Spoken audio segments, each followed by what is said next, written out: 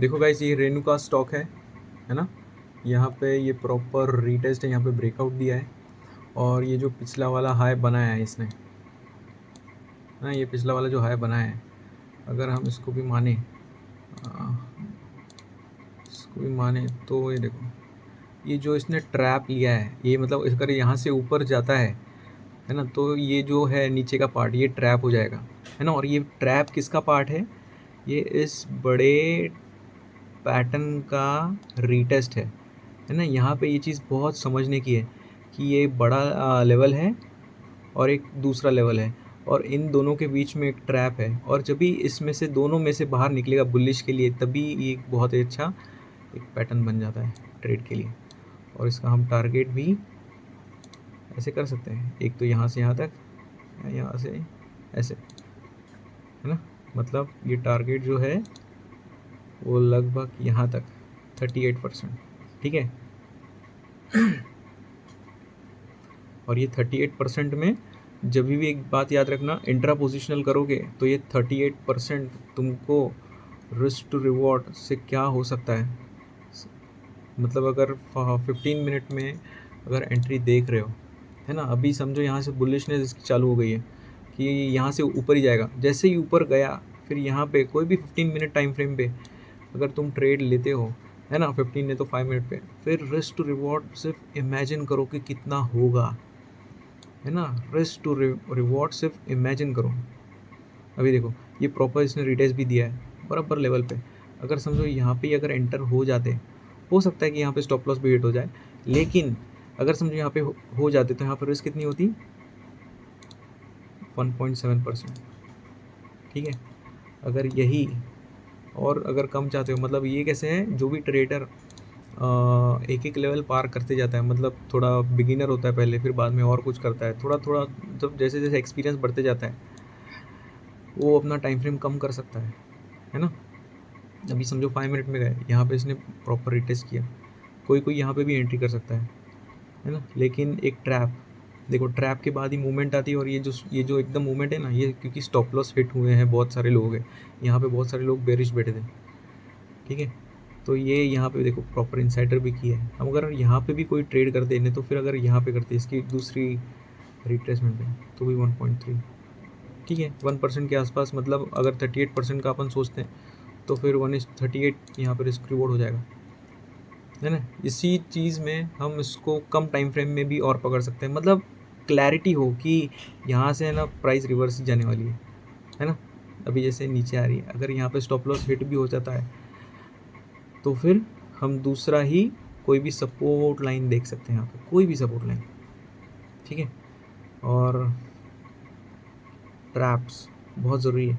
अभी अगर आप कभी भी ट्रैप्स के बाद अगर एंटर करते हो, है ना, कोई भी ट्रैप आता है, जैसे ये यहाँ पे ट्रैप हुआ है, इसके बाद अगर एंटर करते हो, तो एक बात याद रखना कि प्राइस आपके फेवर में चली जाएगी, और अगर उल्टी दिशा में भी आती है तो आप ब्रेक इवन पे निकल सकते हो, है ना। ये ट्रैप्स ट्रेड करने का सबसे मतलब बहुत बड़ा एडवांटेज है एक्चुअली, है ना, कि जब भी अपन एंटर करते हैं, हम हमेशा देखते हैं कि अभी समझो किसने यहाँ पे एंटर किया है ना, यहाँ पे एंटर किए, बस थोड़ा सा ट्रैप हुआ है और वहाँ से नीचे आ गए, तो बहुत बहुत सारे लोग यहाँ पे स्टॉप लॉस हिट होगा, नहीं तो फिर यहाँ पे होगा, है ना।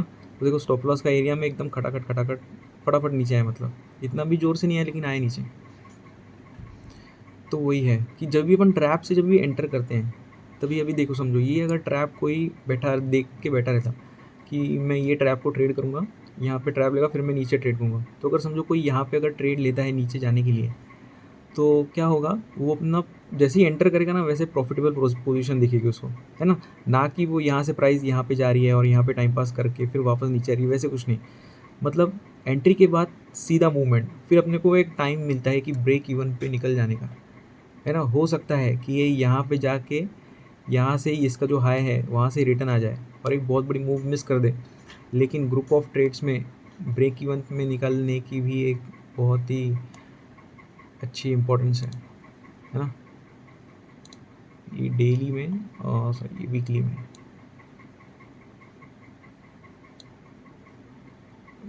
भी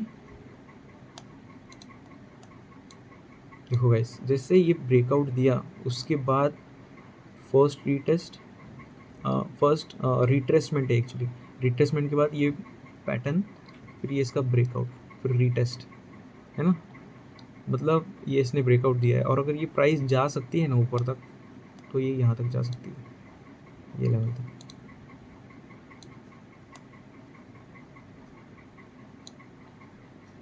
काफ़ी 26% और ऊपर है मतलब, है ना। कहाँ पे प्राइस, प्राइस कहाँ पे इसकी, तो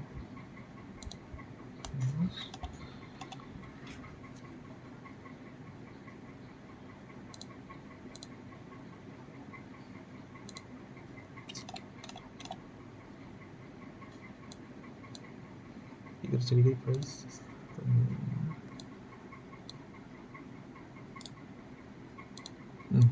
देखो, अच्छा इसमें नहीं आ रहा है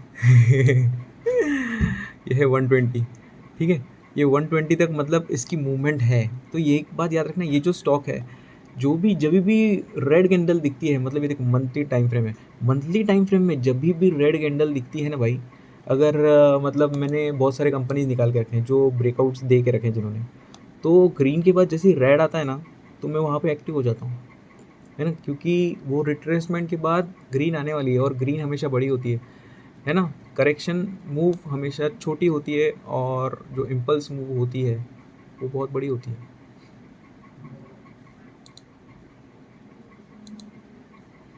यही तरीका है गाइस प्रॉपर तरीके से ब्रेकआउट्स ट्रेड करने का। ठीक है, बाय।